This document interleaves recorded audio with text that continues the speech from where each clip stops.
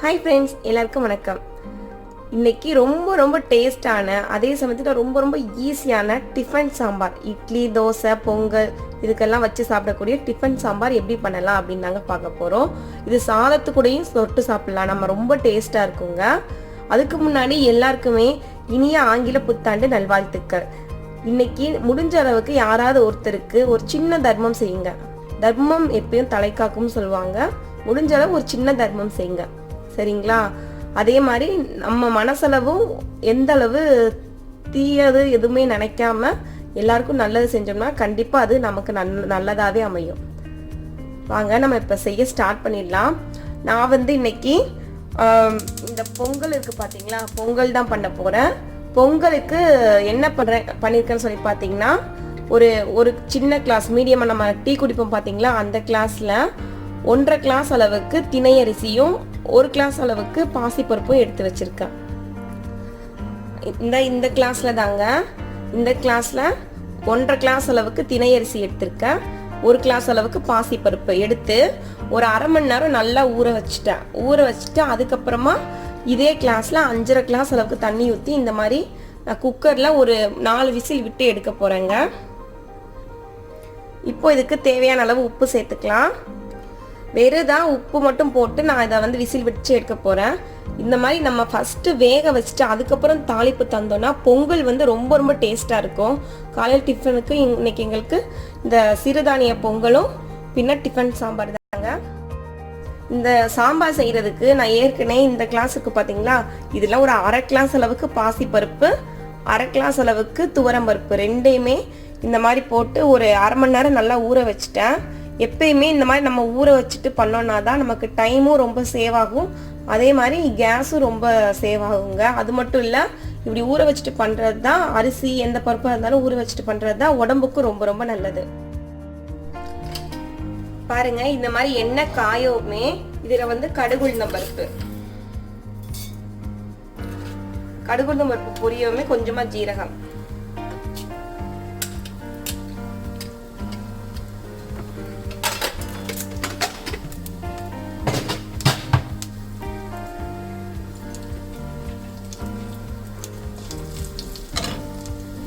இந்த மாதிரி ஜீரகமும் பொரிஞ்ச பின்னாடி 2 பெரிய வெங்காயத்தை இந்த மாதிரி கட் பண்ணி வச்சிருக்கேன், அதை ஆட் பண்ணிக்கலாம். ஒரு 4 பூண்டு,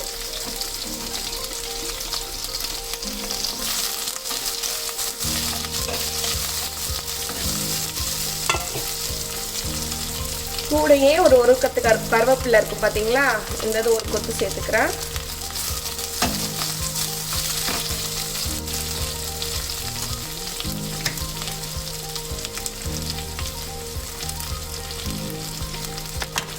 ரெண்டு பச்சை மிளகாய் இந்த மாதிரி கீரி சேர்த்துக்கிறேன்.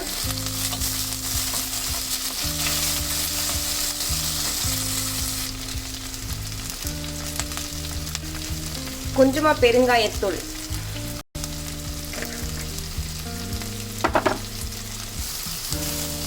இந்த மாதிரி சேர்த்துட்டு நல்லா வதக்கி விடுங்க. இந்த வெங்காயம் நல்லா பொன்னிறமா வரட்டும்.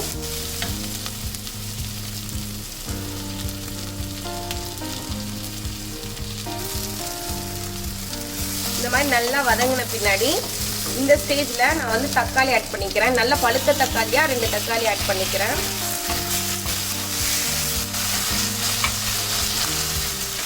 இப்போ நம்ம இந்த சாம்பாருக்கு தேவையான உப்பை இப்பயே போட்டுடலாம், ஏன்னா அப்பதான் தக்காளி வெங்காயம் எல்லாமே நல்லா வதங்கும்.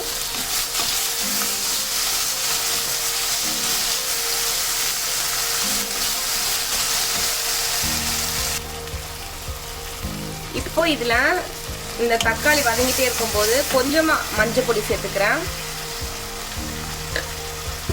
ஒரு 1/4 டீஸ்பூன் அளவுக்கு மஞ்சள் பொடியும் கொஞ்சமா சாம்பார் பொடி, வீட்டில் செஞ்ச சாம்பார் பொடி தாங்க, இந்த அளவுக்கு சேர்த்துக்கிறேன்.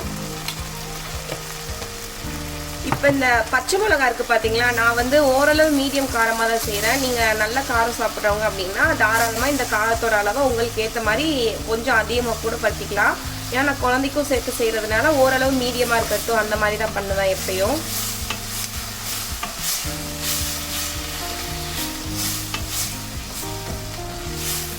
இந்த மாதிரி நல்லா கலந்து விட்டுக்கோங்க. இந்த தக்காளி எல்லாம் கொஞ்சம் லைட்டாக மசியட்டும். சும்மா இந்த மூடியை லைட்டாக தாங்க மூடி வச்சுருக்கேன். பாருங்க இந்த மாதிரி நல்லா வதங்கிடுச்சு. இப்போ உங்ககிட்ட ஏதாவது காய்கறி இருந்ததுன்னா அந்த காய்கறியை நம்ம ஆட் பண்ணிக்கலாம். நம்ம காய்கறி ஆட் பண்ணாமலும் பண்ணலாம் டிஃபன் சாம்பாருக்கு. பட் இருந்ததுன்னா கொஞ்சம் நல்லது.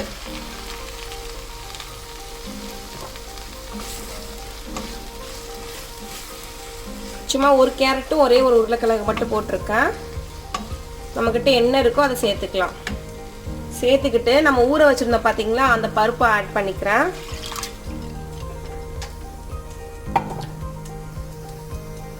இந்த மாதிரி ஆட் பண்ணியாச்சுங்க. நான் கொத்தமல்லி அதையும் நான் ஆட் பண்ணிட்டேன். அந்த காய்கள் கூடயே சேர்த்து ஆட் பண்ணிட்டு தேவையான அளவு தண்ணி ஊற்றிக்கலாம்.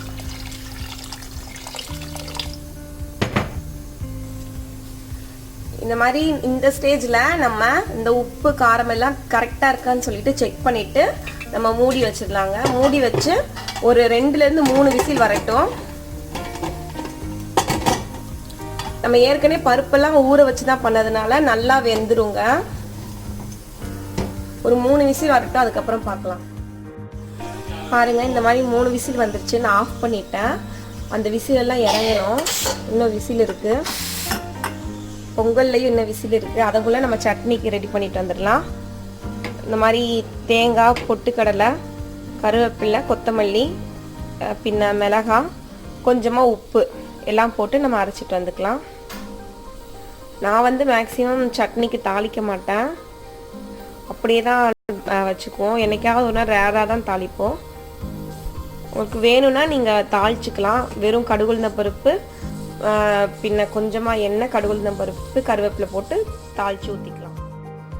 பாருங்கள் நம்மளோட சாம்பாரும் விசில் போயிடுச்சு. அதே மாதிரி பொங்கலும் விசில் போயிடுச்சு. இப்போ வந்து பொங்கலுக்கு வந்து நம்ம தாளித்து ஊற்றிக்கலாம்.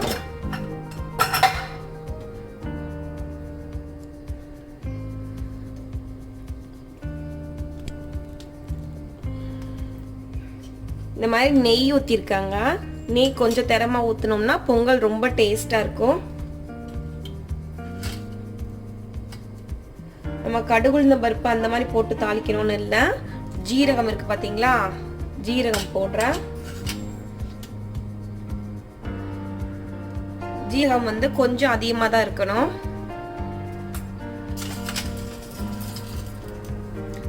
அதுக்கப்புறமா பெப்பர்,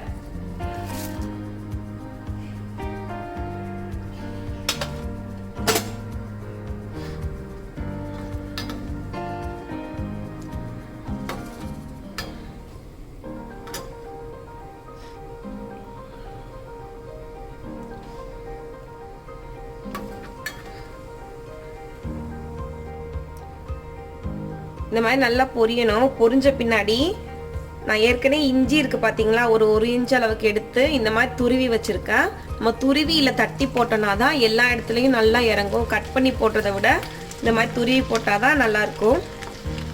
அதுக்கப்புறமா ஒரே ஒரு பச்சை மிளகா, கருவேப்பிலை.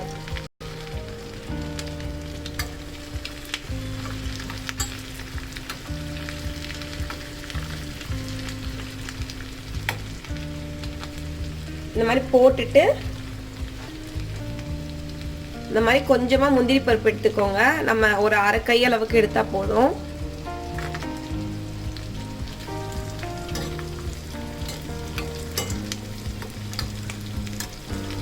ஓரளவு எல்லாமே இந்த நெய்யில் வறுபட்டுறணும். நம்ம டைரெக்டாக இதெல்லாம் வதக்கிட்டு அது கூடயே செய்கிறத விட அந்த பொங்கலை வேக வச்சுட்டு கடைசியாக இந்த மாதிரி நம்ம செஞ்சு போட்டோம்னா தான் அது வந்து டேஸ்ட்டாக இருக்கும்னு சொல்லுவாங்க.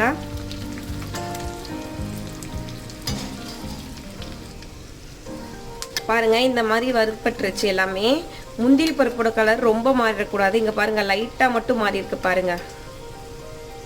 இந்த மாதிரி மாறி இருக்கணும். இந்த ஸ்டேஜில் ஆஃப் பண்ணிவிட்டு நம்ம அது கூட சேர்ந்து கலந்துக்கலாம்.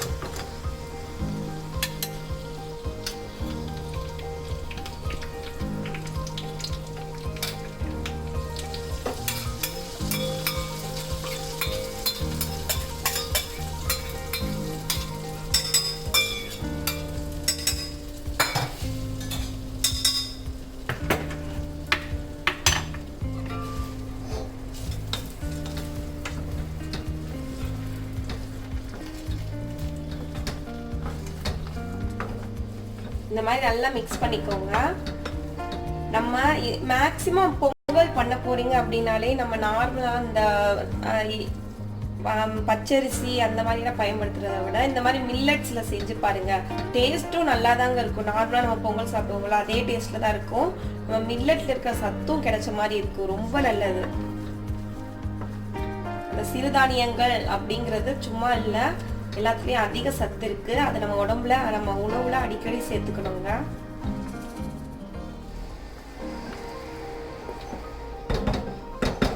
அவ்வளவுதாங்க, நம்மளோட திணை அரிசி பொங்கல் ரொம்ப சூப்பரா ரெடி ஆயிடுச்சு. இப்போ சாம்பார் எப்படி இருக்குன்னு சொல்லிட்டு பார்த்துக்கலாம்.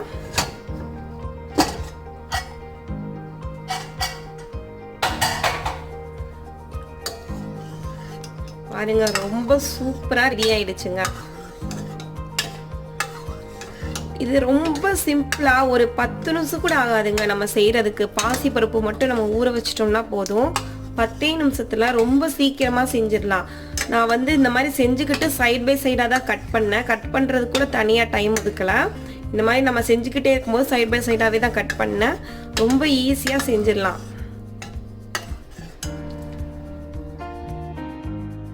அவ்வளோதாங்க, நம்மளோட டேஸ்டான ரொம்ப ரொம்ப ஹெல்த்தியான திணை அரிசி பொங்கல், டிஃபன் சாம்பார், அப்புறம் தேங்காய் சட்னி எல்லாமே ரெடி ஆயிடுச்சு. இது செய்யறதுக்கு மிஞ்சி போனா 20 நிமிஷம் தாங்க ஆகும். ரொம்ப ரொம்ப வேகமா செஞ்சிடலாம். அது மட்டும் இல்ல, ரொம்ப ரொம்ப டேஸ்டா இருக்கும். நம்ம ஹெல்த்துக்கும் ரொம்ப ரொம்ப நல்லது. கண்டிப்பா இந்த வீடியோ உங்களுக்கு பிடிச்சிருக்குன்னு நினைக்கிறேன். பிடிச்சிருந்தா லைக் பண்ணுங்க, கமெண்ட் பண்ணுங்க.